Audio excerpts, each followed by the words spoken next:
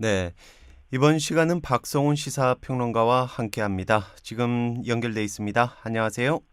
네, 안녕하세요. 더 나은 내일을 꿈꾸는 평론가 박성훈입니다. 네, 자 오늘은 좀 어떤 주제로 이야기를 나눠볼까요? 이번 코로나 사태를 겪으면서 우리나라의 위상이 국제적으로 엄청나게 높아졌는데요. 네, 우리의 위상이 높아졌다. 우리도 이제 선진국이다 하면 그거 국뽕 아니냐. 아직 그 정도는 아니다. 이렇게 날선 비판이 나오기도 합니다. 그래서 오늘은 과연 실제 우리의 위상이 어느 정도인가에 대한 이야기를 해볼까 합니다. 네, 이 국뽕이라고 하면 좀 과도한 애국심을 비꼬아서 하는 말인데요. 이 애국심에 심취해서 마약을 한 사람처럼 뭐 취해 있다, 뭐 이런 뜻이잖아요. 네, 맞습니다. 우리 민족이 세상에서 가장 우수하다. 우수한 문화는 모두 우리 민족으로부터 나왔다. 이렇게 과도한 주장을 하는 사람들을 비꼬면서 시작된 말인데요. 요즘은 그 뜻이 좀 변해서 우리나라에 대한 자부심이 치솟을 때 국뽕에 얼큰하게 취한다. 주모, 여기 국뽕 한 사발. 이런 식으로 고양된 애국심을 표현할 때 사용하기도 합니다. 네, 이 확실히 근데 이번 코로나 대처도 그렇고 이 최근 몇 년간 이 코리아 한국이라는 이름이 외신에서 빈번하게 등장하게 된 것 같기는 하네요. 네, 특히 한류라고 하죠. 처음에는 중국이나 일본에서 시작된 이 한류가 동남아시아 쪽으로 확대가 되더니 이제는 아예 코리아 웨이브라고 해서 영어로까지 말이 만들어지고 전 세계적인 열풍이 되고 있습니다. 그 분야도 K-팝, K-드라마, 또 K-영화 등지로 계속 확대가 되고 있고요. 네, 사실 뭐 이 정도가 되면 뭐 우리에 대한 칭찬을 국뽕이라고 뭐 무조건 비꼬기보다는 좀 우리의 위상이 높아졌다라고 인정을 해야 될 것 같기도 한데 이 뭐 BTS 네네. 방탄소년단이나 뭐 영화 기생충 같은 경우는 뭐 전 세계 누가 봐도 엄청난 성과지 않습니까? 그렇죠. 스스로에 대해서 우리가 이런 성과를 우리가 잘했다 이렇게 앞세우는 게 부끄럽다. 변은 익을수록 고개를 숙이는 법이다.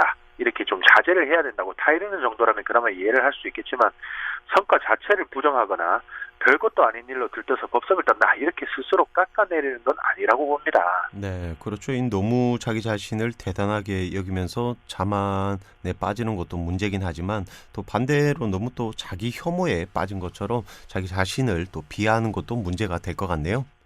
네, 그러니까요. 얼마 전까지만 해도 헬조선이니 3포 세대, 5포 세대 이렇게 우리 스스로를 깎아내리는 말이 유행처럼 사용됐었잖아요. 네. 우리를 의도적으로 깎아내리는 건 일제 감정기 때 충분히 경험을 했고요. 그렇지 음. 않아도 일본 우익들이 지금도 열심히 하고 있습니다. 우리는 우리가 이뤄낸 걸 솔직히 기뻐하고 높아진 위상에 걸맞은 자부심을 가져도 된다고 봅니다. 네. 이 애국심에 너무 도취가 돼서 다른 나라 사람들을 좀 뭐 하찮게 여기거나 또 국제적인 분쟁이 생기면 문제가 되겠지만 뭐 우리는 그런 문제가 또 심각하게 생긴 적도 없잖아요. 사실 또 따지고 보면은 국뽕이 없는 나라는 없거든요. 오히려 전 세계적으로 봐도 어릴 때부터 애국심 고취를 위한 교육들이 이루어지고 있습니다. 미국은 학교에서 미국이 최고다. 미국은 세계에서 가장 부유하고 강한 나라다. 이렇게 교육을 하고 있고요. 중국도 마찬가지입니다. 그런 애국심이 국민들의 힘을 한데 모으고 또 국가를 발전시키는 근간이 되거든요. 네. 이렇게 미국과 중국이 뭐 전 세계적으로도 뭐 힘이 센 건 맞지만 그렇다고 그 나라들이 또 문제가 없는 건 아니잖아요. 그렇죠. 지금 미국에서 벌어지고 있는 인종 간의 갈등도 그렇고요. 또 시위 양상을 보면 백인 경찰이 물론 잘못을 하긴 했지만 그 시위를 하는 데 있어서 폭력적인 모습으로 이제 번지는 모습이 우리 촛불 집회 때하고는 완전히 다르지 않습니까? 네. 그동안 외신에서도 자주 보도가 됐지만 우리의 선진 시민의식은 전 세계에서 따라올 나라가 없어요. 다른 나라들 보면 마스크를 써라, 사회적 거리를 유지해라 이렇게 코로나식 대처에 대해서 이야기를 계속해도 지독하게 말을 안 듣지 않습니까? 네. 이 그렇지 않아도 좀 놀랐는데요. 뭐 우리가 그동안 선진국이라고 생각해왔던 그런 미국이나 이 유럽 사람들이 이런 기본적인 방역 지침은 또 잘 안 지키더라고요. 그러니까요. 또 그런가 하면은 옆 나라 일본은 나라 전체가 지금 엉망인 상황인데 국뽕에만 또 빠져 있습니다. 나라에서 하는 방역 대책이라고는 쓸 수도 없는 1,000마스크 2장씩 보내주는 게 고작이고 그것도 아직까지도 제대로 배포가 안 되고 있어요. 긴급 지원금 주는 것도 오프라인으로 나눠주다 보니까 어떤 사람은 또 중복해서 받고 또 어떤 사람은 신청도 못하고 있고 그것도 일일이 사람이 체크한다는 거 아닙니까? 우리 입장에서 보면 참 우습죠. 네. 정말 이 일본은 특히 우리나라 입장에서는 굉장한 선진국이라 이렇게 생각을 했는데 이 정도일지는 정말 몰랐던 것 같습니다. 우리나라 같았으면 벌써 뭐 난리가 났을 텐데요. 그게 우미나 정책의 무서움입니다. 아베가 장기 집권을 하면서 일본 국민들을 그 지경으로 만들어놨어요. 어릴 때부터 위안부는 한국의 거짓말이다. 독도는 일본 땅이다. 이런 왜곡된 역사를 세뇌시키고 언론을 통해서 일본이 최고다. 이런 사상만 주입을 하다 보니까 국민들이 정확하게 사리분별을 못합니다. 정말 아베 정부가 잘하고 있다는 착각 속에 빠져 사는 거죠. 네, 이 일본 우위뿐만 아니라 실제로 일본인들도 그렇게 생각을 하나 보죠. 네, 학교에서 그렇게 가르치고 또 일본 정부가 그렇게 말하니까 일본 국민들은 아 정말 그런가 보다 이렇게 믿고 있어요. 일본 학교에서 운동회 하는 걸 보면 정말 이상해요. 초등학교 운동회가 막 아이들 자유롭게 뛰어놀고 이런 게 아니라 무슨 옛날 군사 독재 때나 있었던 교련 수업 같아요.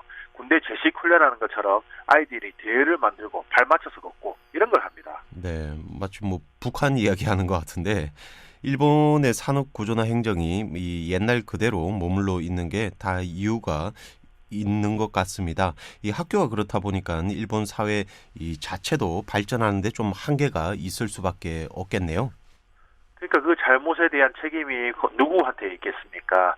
지금 일본은 사회 경제적으로 악화 일로를 걷고 있는데도 일본 국민들은 일본인으로 태어나서 다행이다. 이런 자기 최면 또 자기 암시를 걸면서 과도한 국뽕에 빠져 있거든요. 코로나 검사도 제대로 안 하면서 일본인한테는 뭔가 특별한 유전자가 있어서 코로나에 잘 안 걸린다. 이런 주장을 하더니 또 최근에는 일본어의 발음이 우수해서 코로나 감염이 잘 안 된다. 이런 어처구니 없는 주장을 펼치다가 국제적인 조롱감이 되고 있습니다. 네, 아무튼 이번 코로나 사태를 겪으면서 일본 사회에 만연한 그런 문제점이나 또 일본이 꽁꽁 숨겨왔던 그런 문제점까지 다 드러나게 되는 것 같습니다. 일본은 그래도 한때 세계를 이끌었던 경제 대국이잖아요. 네. 다른 나라들의 부러움을 받던 선진국이기도 했고요. 근데 지금은 아닙니다. 경제력이 추락하면서 나라 빚이 엄청나게 늘어나고 있고요. 일본이 자랑하던 장인 정신을 기반으로 한 제조업도 다 무너졌어요. 소니, 파나소닉으로 대표되던 전자산업도 다 내려앉았고요. 네. 이 특히 뭐 그 소니라고 하면 정말 엄청난 기업이었잖아요. 이 소니 워크맨. 이 뭐 그때 당시에는 젊은이들이 누구나 다 갖고 싶어 하던 그런 카세트 플레이어의 대명사였는데요. 네, 그랬죠. 근데 그것도 이제 옛말입니다. 요즘 학생들은 카세트가 어떻게 생긴지도 모릅니다. 우리가 생각하는 축음기 이런 느낌에 가까울 겁니다. 네.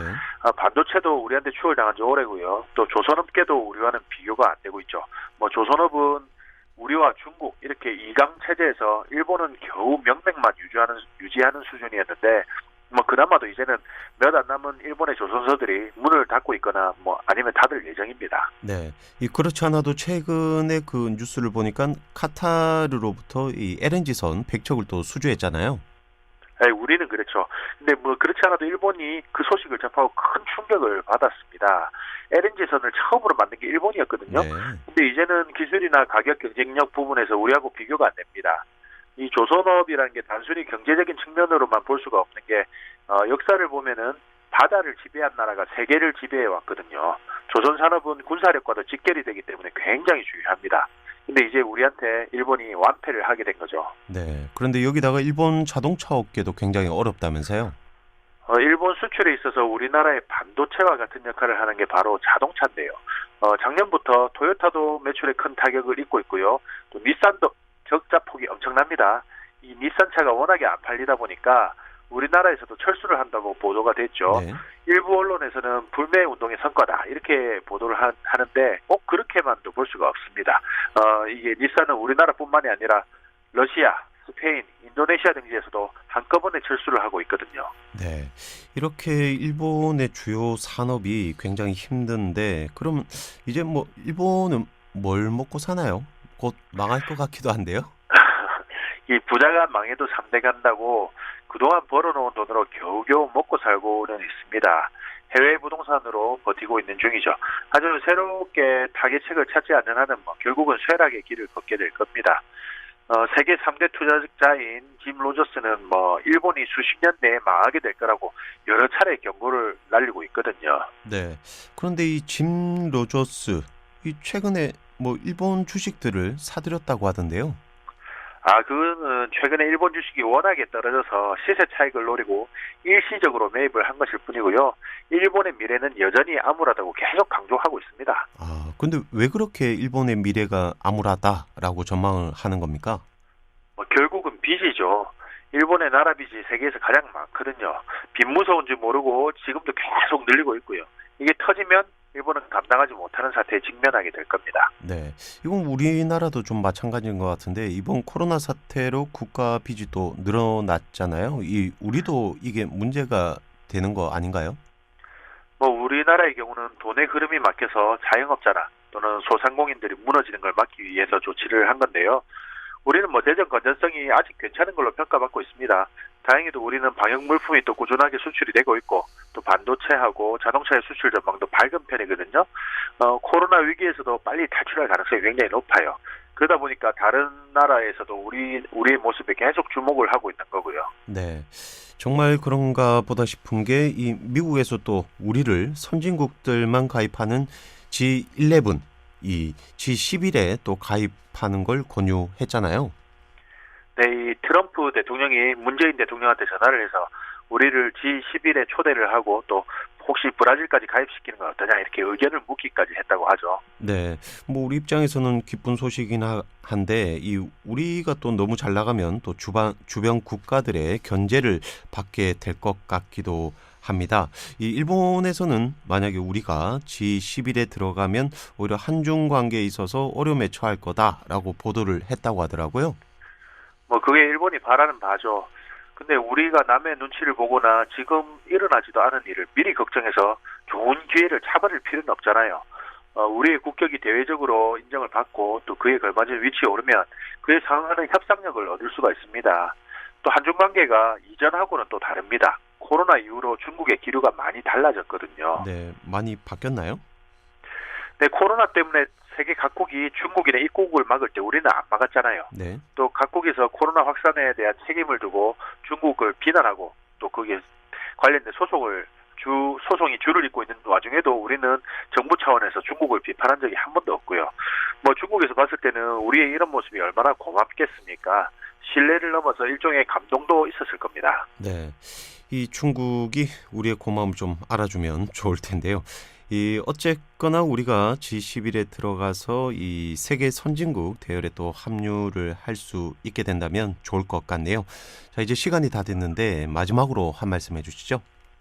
코로나가 진정된 이후에 가고 싶은 나라가 어디인지 세계 사람들한테 물었습니다. 그 1위는 대한민국이었습니다.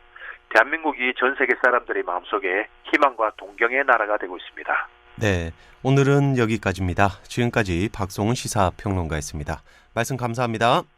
네, 감사합니다.